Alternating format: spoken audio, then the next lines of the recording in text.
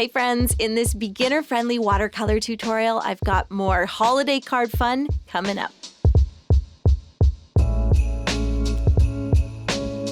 Welcome, welcome. My name is Shayda Campbell, and around here we make art, and it's fun, not scary. And today we are going to make these cute little mini holiday cards. I'm going to show you how easy and fun it can be to create like a whole batch at once. I did this back in January just with random greeting cards. You guys loved it, and I thought it would be such a fun seasonal video, so that's what's up. Supplies are linked in the video description, but grab a pencil and eraser and a black brush pen, and that's what my brush tip looks like. And we'll use watercolor paints, my favorite brushes, also linked, and of course some watercolor cards or folded watercolor paper. And then here's why I love these tiny cards, because you can doodle just about anything. You put it right in the center, you do a strong contour line, and just have a bit of fun adding some color, and anything will look good. It's as simple as creating a fun little doodle and drawing things the way that you want to draw them. Like this Christmas tree, for example, you can see I started with a star, and then I just did 3 triangular sections. From there, I put some little baubles and a garland that's just made out of circles. And then when I go over it with the brush pen, I try to be a little bit illustrative about it, I guess you could say. I want to create some lines that are really thin, like those of the garland, and then others that are a little bit thicker, like those on the tree. And I just have a bit of fun with it. There's something about that dark, strong black line that makes this look so good and so polished. And then when you add a little splash of color with your watercolor set or your markers, I don't know, everything just comes together, and it's a fun way to create a lot of cards all at once. I'm going to do 6 today before your eyes, and I hope that you'll follow along. And remember, you don't have to buy the pack of cards. You can just fold watercolor paper. Okay, so we erase our pencil lines. That one's done. Let's do another one together. This one, we're going to keep it really simple, a little gingerbread man. So I start by drawing a stick figure. I've got the head, the arms, and then 2 legs. I kind of did the legs on an angle to make it sort of interesting. And all we do is go around. Remember when you did bubble letters as a kid? You just thicken up your letters. We're going to thicken up this stick man, and voila, we have a gingerbread fellow or lady. And then we go around with that nice black brush pen. All of my supplies are linked in the description. You do want a brush pen that will not bleed when you add wet media, when you add watercolor paint. I'm going to give him a little line inside of the contour drawing, even a double line, so that there's kind of like a little icing detail on him, but that's totally optional. And I gave him some buttons as well and a little smiling face.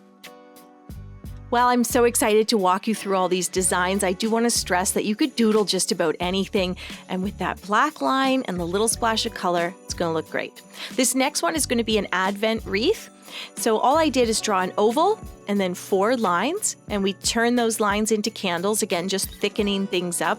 And then I just made like a really messy border around the oval on both sides. So just doing some scribbly wibbly lines, and that's going to look like leaves. I hope. So do the candles. First, you can do some little leafy detail at the base of each candle so that they look like they're set into those leaves. And then add a cute little wick and a messy flame, and I think the whole thing just looks really cute. And then we'll do the sort of lumpy leaf shapes all around here, and that's how our Advent wreath comes together. If you're into this type of illustration with the contour drawing and then the watercolor whimsy, good news. This month's bonus tutorial over on Patreon is a fun holiday illustration, so a larger sketchbook piece. You can follow along with me if you're a patron. If you're not, it's just $3 a month to get access to all the goodies like worksheets and the bonus monthly video. Okay, next up we're doing a candy cane, which is the same as the gingerbread man. I just drew the cane shape, thickened it, so went and did a line on both sides, kind of rounded all the edges and made those lines a bit thicker. And then I just did really thin lines with the tip of that brush marker to create the stripes. This next one is one of my favorites. It's good for any time of year, but there's something very wintry about oranges or little mandarins, clementines, citrus fruits, okay? So I just did 2 circles. Join those circles with a stem. You can add a leaf shape or 2. And then this one really comes together when you add the black line, because you can be, like I said, quite illustrative with it. Make the line on the circles on the clementines a bit larger or thicker at the base. You know, same with the leaves, and go thin on the stems and do really thin, delicate lines to create some texture on the fruit, stuff like that. So you create a quite playful illustration very easily, I would say. Our final design is going to be a menorah, and so I start with that shallow U shape and then put 1 line in the center. Then you need 3 more lines on both sides to create 9 candles. We're gonna make like a little messy base shape at the bottom. I think that looks fine. And then it's a lot like the other cards in that we need to take each line and thicken up each make it into a candle by thickening it slightly. Put those cute little flames on top. Just make sure that center candle is the highest. You can thicken the base of the candle holder. And then I actually felt like the actual base wasn't in the center. Sometimes flipping your design upside down, it can be a lot easier to see with fresh eyes, like, oh, that's where the center, the real center is. So once that's done, we're going to take that black brush pen and again, just thicken each candle, go over the flame. You can put a little wick there or not, I think, because you're drawing so many, whatever you think looks better. And make sure to use thin lines and thick. So thicker lines can be reserved for the base, and especially the bottom of the base, and just do a little bit of shading like so. With our 6 card designs already complete, we are moving on to the fun part. And for me, the fun part is adding that splash of color. I'm going to begin with the wreath. I mixed a really warm green. So I used sap green and hooker's green and mixed in a lot of brown, a lot of burnt umber. Then you can see I mixed in a bit of white, so I sort of had a light warm green and a darker warm green, and I started using little brush marks of both colors to create some leafy interest on this wreath. The key here is you've created a coloring page for yourself, basically. So if you're new to watercolor, this is a great time to practice. You've done a simple little doodle. You're going to go over that doodle and create that contour drawing, and now you just get to play around and add a bit of color. The thing is, I always say, pretend you're coloring, you're working on a coloring book and you really don't know how to use it. You don't want to quite fill in the lines. I think it's best to leave a little bit of negative space. You can see that on each candle. There's a little bit of white paper showing through on the right-hand side, although there shouldn't be any rhyme or reason to it. Just make it a little bit messy and free. Let's do the candy cane. I was like, what's it called again? Candy cane next. I just took a really light gray. So I just used Payne's gray mixed with a bit of white. And I started by shading. So just doing that shading line down the side on the inner edge of the candy cane. And then I mixed a really light peach and I wanted to zhuzh this guy up a bit. So because it is just a candy cane, I mean, it looks great actually. I think a card with just that candy cane on it can look really cute. Actually, when I was in school, I used to make birthday cards for people that I was like acquainted with. I would just draw a red balloon on a little white card and it always looks so good. So I think you can do just the icon, but you could also do a cute little background with your watercolor. By the time the background's done, the shading will likely be dry enough, the gray, and then you can put those dark red stripes. You could add some green, of course, if you want, and the whole thing comes together. Okay, who's next? Let's paint our beautiful little clementines. This one's a good example in leaving that negative space, that white paper showing through. It looks like I don't know how to color a leaf. There's so much white there, but that gives that illustrative, cool, artistic look, I think. And then I'm mixing up a light orange, so little magenta, lots of cadmium yellow, maybe a little hint of white if you want it to be peachy. If it looks too bright, you could add a hint of light red or burnt umber. And again, we're going to leave those big highlights, lots of negative space.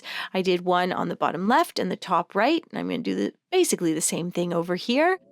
And if you don't quite get it and you don't leave enough white paper, you can lift some color. Use a clean dry brush or a bit of paper towel or a cotton swab, and you can always lift a bit of that watercolor while it is still wet. Okay, I'm going to grab the gingerbread man next. All we have to do with him is fill in with a little burnt umber. And speaking of man, my e-course, How to Illustrate People, is finally here, and it launches next week, Friday, November 21st. That's when it will be available, but right now, during the pre-sale, I'm offering it at the lowest price it will ever be. Use the link in the video description to go check out the landing page, read about the course, see some photos, and then use code PRESALE50 to save 50%. That's a $97 value for less than $50. I saved the Christmas tree for a little bit later on, so we've kind of got a watercolor warm up here because this one is probably the most intricate in terms of adding color. What I do is I just take a nice warm green and I go through and do thin lines to create some nice texture on the tree. Now, if the lines kind of blend together, that's okay. You can see how sometimes I'm just getting a sort of block of green, and other times you can kind of see my brush strokes. And I think that looks nice and playful, and it also gives you that little bit of negative space, that white paper showing through that we really want. So there we've done our evergreen, and you can go outside the lines. That's allowed when you're with Shayda Campbell. Then with the green done, we're going to carefully begin to add some color. So I used a yellow ochre for the star. I did a nice bright red to add some stripes on the tree skirt. And then I just felt like there wasn't enough stripes, so I did some more. I'm using a light sky blue. This is just transparent turquoise and white to do all the baubles. And then I'm going to make the garlands pink. Now you could be a lot more colorful. I didn't want to get too crazy, not too crazy, but it's totally up to you. Just be careful not to let those colors blend. If you need to let the green dry, do that. No shame in that. Okay, I think all we have left is our menorah. Let's make sure this one is singing with those Hanukkah colors. So I'm going to mix up a light blue. This is ultramarine mixed with white. And again, we're just leaving lots of white paper showing through, painting this thing like we don't know how to use a coloring book. I want to make it a little bit messy, and it also gives the look of there being a highlight. And then for the candles, it's ultimate messy. We just did I did a streak of light gray on some of them. That's just Payne's gray with a bit of white. And then I'm using yellow ochre with lots of white for the flame. And then just a bit of yellow ochre or Naples yellow to put at the base of those flames. Now you could also do that with colored pencil if that feels a bit like what? Okay, but that is everybody painted. Now at this point, if you want to, you can add a little bit more paint. So using a wet on dry technique, we can do a bit of shading. Like I did a little bit of darker orange on the clementines. For this guy here, I'm going to do a few dark green brush marks, and it just gives the look of there being a bit more leafy texture in there. So with wet on dry, that paint is not going to move or blend or blur in any way that you aren't expecting. And it gives you the ability to be wonderfully precise. So a little bit of shading on some of them if you want, but I don't think too many of them actually need it. If I pull them all together here, I think everybody's looking quite cool. Let's get them all on screen. Yeah, they look so good. And we could totally be done here. You're like, how many steps does this video have? Okay, but there's a couple more steps. There's one more step.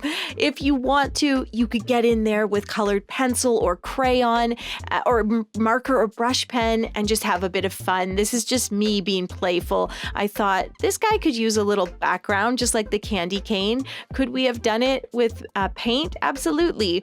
I decided to add like a darker red on some of those candy cane stripes. I mean, this is very playful, and totally you don't have to do this, but mixed media is a great way to add detail. In fact, with the tree, if it feels a bit much to paint the garland and the baubles, I would recommend doing those with colored pencil. I did the gingerbread man's buttons with colored pencil, because I didn't want them to take the chance of the red and brown blending and blurring. I did a little bit of shading on the menorah, and I actually think that one, it really needed it, just a bit of dark blue on the left. And then the clementine kind of was calling out for a background too, so I just do a bit like scribbles. I used a really light periwinkle blue and just kind of scribbled around the oranges, and it just makes them really pop in a way that is sort of unexpected and fun. And I'm going to do the same thing here. This one was saying, I need pink. I need a little peachy pink. At Christmas, my favorite colors to use are red, blue, and pink. Might not be the most Christmassy, I know, but those are my holiday colors in my house. And then finally, one more step. If you want to, you can add a hand-drawn border. And this is something I think I taught in my very first YouTube video, maybe 1,000 videos ago. I told you to take a Sharpie or a fine liner and pull that pen towards your body so that you get a fairly straight line. I just find the action of pulling in to be very good for creating a steady hand. And that's that. These are so sweet. It took me about 45 minutes, an hour to make 6. I've got the envelopes ready to go, and I can't wait to send these out to friends and family. Thanks for following along. Be sure to go watch that new video on Patreon for more illustrative fun. And friends, the e-course pre-sale is on now. You've been waiting. We've all been waiting. You have one more week to enjoy the pre-sale price. So use code presale50 to shop the course at the lowest price it will ever be.